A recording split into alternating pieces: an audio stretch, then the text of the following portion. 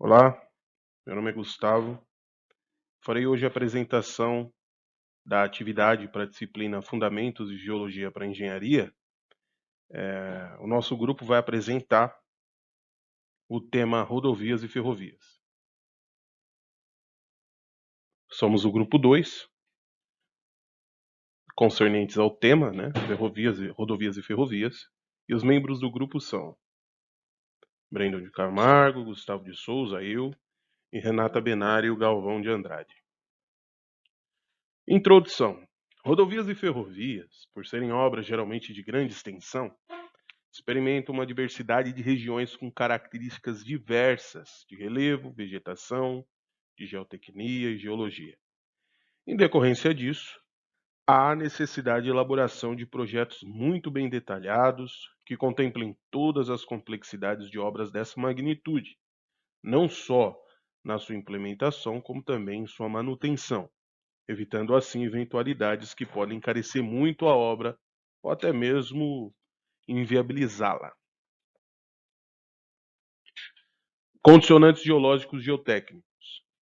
O conhecimento científico acerca do meio físico no qual se implantará as obras é de suma importância para que se consiga prever as técnicas mais adequadas à especificidade de cada ponto do traçado da via, e é a GEA, Geologia de Engenharia e Ambiental, e a Geomorfologia, que serão responsáveis pela caracterização dos pontos relevantes de todo o seu percurso. Os principais elementos a serem considerados são relevo, erosão, desagregação superficial em taludes, que também é conhecido, como a gente vai ver mais para frente, como erosão seca, e movimentos de massa. Tá? Os movimentos de massa é uma consequência de processos erosivos. Relevo. Segundo definição do livro Geologia de Engenharia da BGE, o relevo é o condicionante básico de uma estrada rodoviária ou ferroviária. A forma do relevo depende da natureza das rochas da região que dão origem ao tipo de solo do lugar, dos processos erosivos e deposicionais e do clima sob o qual atuaram esses processos. A classificação do sistema de relevo é baseado na topografia, solos e na vegetação, diretamente correlacionados com geologia, geomorfologia e clima. Classificação dos tipos de relevo. O relevo ele é classificado em 3 tipos, que são as regiões de planície, regiões de colinas e regiões montanhosas. As regiões de planície, né, nessas regiões, são levados em conta algumas características, tais como rampas. As rampas em rodovia são de 3%, em ferrovias de 0,7%. Os terrenos de natureza aluvial, por possuírem elevado teor de umidade, há predominância de solos moles nesse tipo de relevo, que tem baixa resistência ao cisalhamento e compressibilidade elevada. Consequentemente, são solos em que ocorrem problemas de deformação e recalque, o que pode comprometer seriamente as fundações das obras aí inseridas. As regiões de colinas é um relevo pouco acentuado, com abundância de retas e rampas suaves com declividade de até 4% para rodovias e 2% em ferrovias. A predominância de cortes e aterros de pequena altura, curvas de grande raio, devido às suas características, possui custo de terraplenagem mais baixos.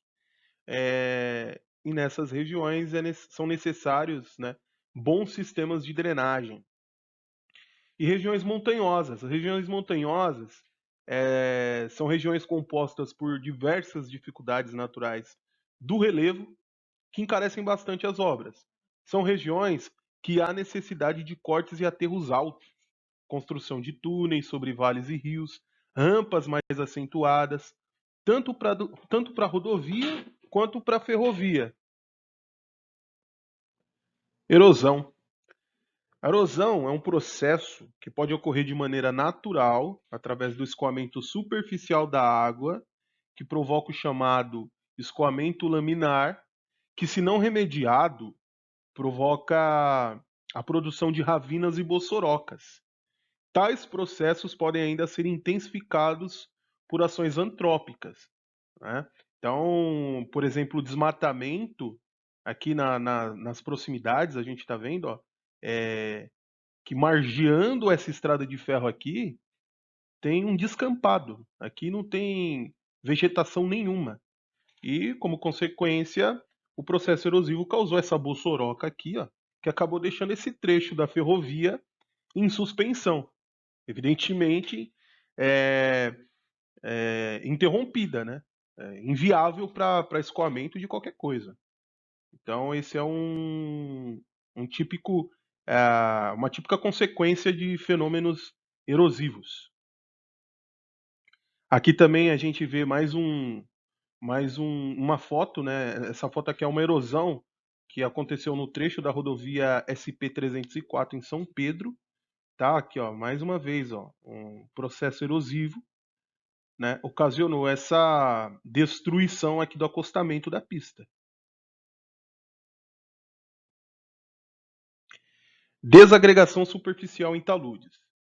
Esse fenômeno ocorre normalmente em rochas sedimentares laminadas. Na abertura de taludes de corte, em solos desse tipo, ele fica exposto ao intemperismo, o que provoca trincamentos e fissuras superficiais no talude. Esse fenômeno também é conhecido como erosão seca. Aqui está uma foto da chamada erosão seca, né, desagregação superficial de taludes.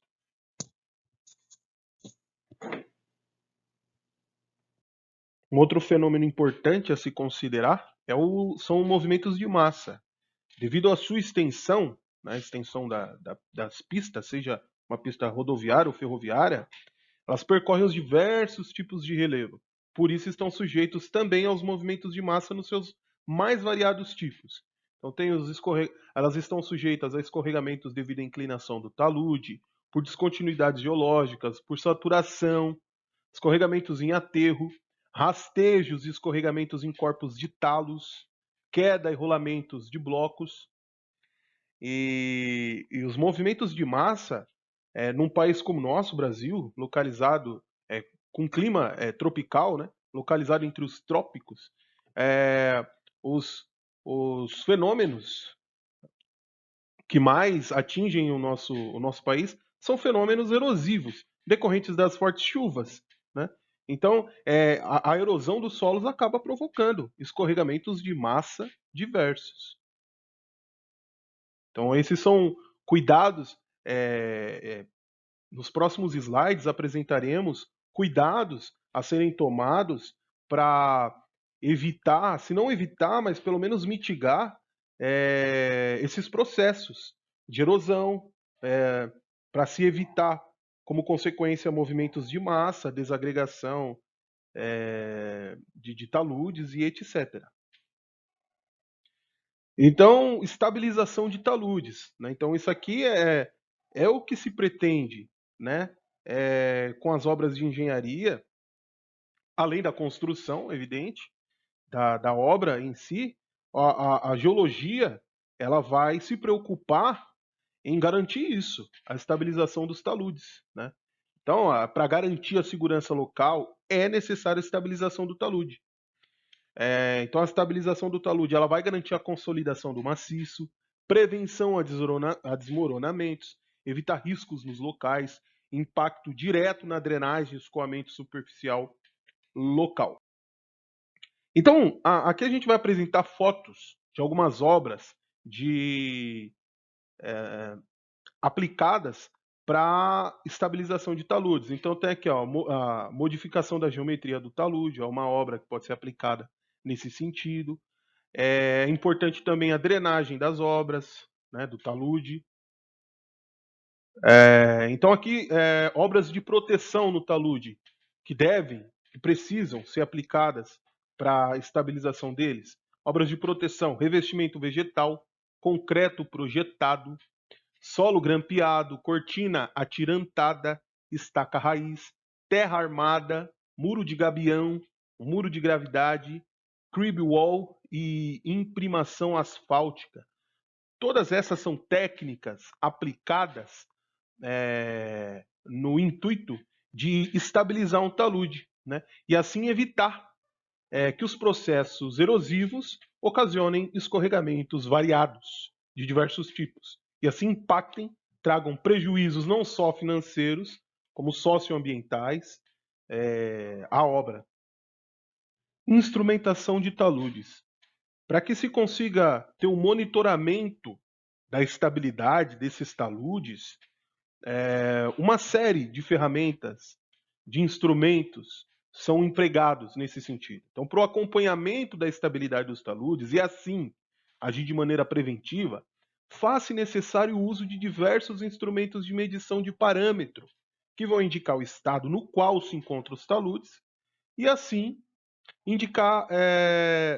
permitir uma melhor manutenção das rodovias e ferrovias. A seguir serão apresentados algumas dessas ferramentas, desses instrumentos.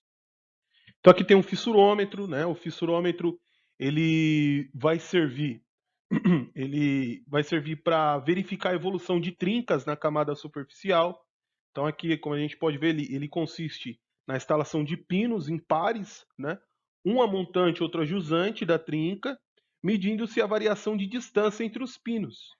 Obtém-se com isso não só o valor de uma componente horizontal, mas também o vetor de deslocamento num plano vertical, que mantém os dois pinos, geralmente posicionados na direção do maior declive. Então aqui é um instrumento para acompanhamento da estabilidade desses taludes. Né? Aqui do lado a gente pode ver marcos topográficos superficiais. Então, dentre todos, é o aparelho mais simples para acompanhar os movimentos de um maciço. No entanto, apesar de simples na sua idealização, o controle de deslocamentos superficiais com o uso desses marcos requer a obtenção de dados confiáveis e de elevada precisão. O sistema consiste em implantar, na área a ser controlada, uma malha de marcos em pontos estrategicamente escolhidos. A medição do vetor deslocamento de cada marco nos seus 3 componentes espaciais é feita através de triangulação e nivelamentos sucessivos, realizados de tempo em tempo, especialmente após eventos importantes, tais como chuvas intensas, aparecimento de trincas ou ocorrência de escorregamentos, sempre relacionando a posição de cada marco em relação a 2 ou mais pontos físicos. Tá? Aqui estão os extensômetros e os inclinômetros, outros instrumentos utilizados na monitoração de taludes. Então aqui estão os extensômetros. Eles são utilizados para verificação de movimentos em profundidade, na horizontal, não acusando movimentos perpendiculares. Indica o deslocamento relativo entre 2 pontos, cabeça do extensômetro na superfície e o ponto de ancoragem em profundidade. Eles são instalados em furos de sondagem, possuem uma ou mais ancoragens fixadas em profundidades pré-determinadas, com base em informações geológicas e geotécnicas. As medidas são efetuadas introduzindo-se um micrômetro que mede a distância da ponta da base à placa externa. E aqui do lado direito, temos os inclinômetros. Né? Os inclinômetros eles são aparelhos que medem deformações em subsuperfície, fornecendo informações completas de eventuais movimentações internas do maciço em 2 direções ortogonais ao longo da profundidade. Num furo de sondagem vertical é introduzido um tubo especial de alumínio flexível, constando de segmentos unidos por luvas fixadas por rebites.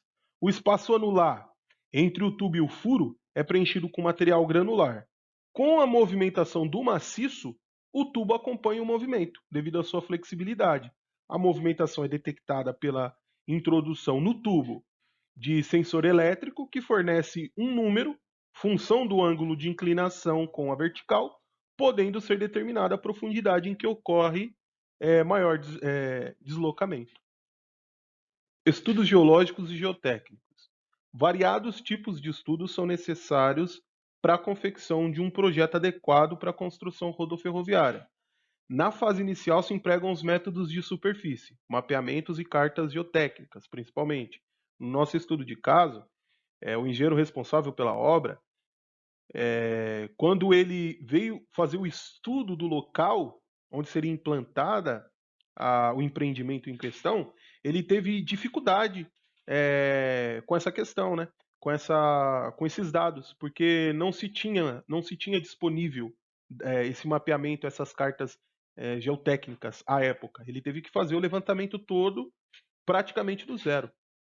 Então, na fase inicial, se empregam os métodos de superfície, mapeamento e cartas geotécnicas, principalmente, e, posteriormente, no projeto final, empregam-se os métodos de subsuperfície, sondagens diretas, geofísicas, etc., e ensaios de campo e laboratórios específicos. Então, esses métodos de subsuperfície são os que vão nos indicar as características do solo, como ele vai se comportar durante a manutenção, a construção e manutenção do empreendimento. Bom, nosso estudo de caso foi a Estrada de Ferro Santos Jundiaí, cujo engenheiro responsável foi Daniel Mackinson Fox, um engenheiro britânico. Ele foi escolhido por causa do seu sucesso na condução de obras ferroviárias no país de Gales. A inauguração da Estrada de Ferro Santos Jundiaí foi em 1867 pela São Paulo Railway Company, que foi uma empresa criada especificamente para a construção e manutenção dessa estrada de ferro. Posteriormente, em 1901, é criada uma nova pista, né, digamos assim, dessa estrada de ferro, construída em paralelo à primeira. O fim do monopólio inglês acontece em 1946 e a estrada de ferro passa à tutela do Estado, tá? Em 1996 ela sai da tutela do Estado e passa às mãos de particulares sob regime de concessão, desta vez agora às mãos da MRS. Essa estrada de ferro, o seu trecho mais crítico, encontra-se num relevo montanhoso, que é a Serra do Mar. Relevo esse que, dentre as três categorias de relevo apresentada no início da apresentação, é o mais crítico de se trabalhar, é o que apresenta, é o que despende de maiores recursos para sua construção, porque se faz necessário grandes cortes, grandes aterros, obras de contenção de taludes, né, das encostas onde ele está sendo construído. Precisa também da passagem, da construção de túneis, de viadutos, pontes, etc. O solo no qual essa obra foi assentado nessa região crítica foi um solo saprolítico. Né? Solo saprolítico é um solo caracterizado por conter, pela presença de minerais não estáveis, heterogêneos e, em decorrência disso, suscetíveis à erosão. Tá? Ela tem 139 quilômetros de extensão, de Jundiaí a Santos, 800 metros, digamos, de diferença de potencial, né? 800 metros entre o Planalto Paulista e a Baixada Santista, essa é a diferença. Construída sobre o lado esquerdo do Vale do Rio Mogi, que é exatamente aonde se encontra esse solo saprolítico, né? É um solo oriundo da decomposição da rocha do local. Não foram utilizados explosivos por precaução contra deslizamentos, né, exatamente para se evitar retrabalho ou que o trabalho que porventura tenha sido feito fosse perdido, como aconteceu. Aconteceram ocasiões em que o trabalho que acabara de ser concluído foi perdido por causa de um deslizamento que ocorreu no local. Então, como não foram utilizados explosivos, as escavações em rochas foram feitas com cunhas e pregos batidos com britadores. Essa estrada de ferro, como eu disse no início, ela contou com a construção de duas linhas, digamos.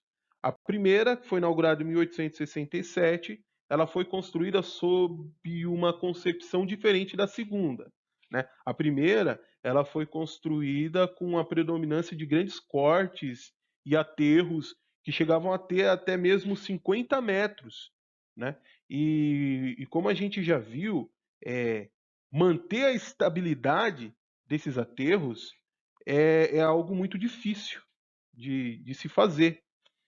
Então, em decorrência da forma como fora construída essa primeira estrada, grandes eventos catastróficos aconteceram nesse período, né? Deslizamentos de terra diversos, em decorrência assim de fatores naturais, das chuvas, que naturalmente acabariam ocasionando deslizamentos na região, mas também fatores concernentes a ações antrópicas também contribuíram para que esses eventos acontecessem com periodicidade menor e que os danos acabassem sendo maiores, né? Isso também por causa do grande desmatamento que fora feito nas imediações ali dessa estrada de ferro. O engenheiro responsável, os construtores, tinham experiência nas obras construídas por eles lá na Europa, né? E tentaram replicar essa experiência por aqui. Mas eles, talvez, à época, não tivessem essa dimensão de que fatores climáticos e ambientais da Europa eram completamente diferentes daqui. Então, eles desmataram essas áreas, que foi o que contribuiu muito com a erosão dessas encostas e acabou provocando, sim, grandes deslizamentos de terra que trouxe grandes prejuízos a, a esse empreendimento. Então, em decorrência disso, a Serra Nova ela foi construída sob uma ótica diferente. Não foram mais empregados tantos aterros, tantos cortes, né? Então a gente pode ver isso aqui na diferença das chamadas obras de arte. Na Estrada Velha foi construído só 2 viadutos como obras de arte. Em paralelo a isso, a Serra Nova, a Estrada Nova, ela foi construída com 16 viadutos e 13 túneis. Uma grande diferença de concepção, né? Então aqui, ó, nessa primeira foto, a gente consegue ver é, o vale do rio Mogi. Então foi bem aqui no vale esquerdo do rio Mogi que foi construído a estrada de ferro, tá? Nesse vale esquerdo.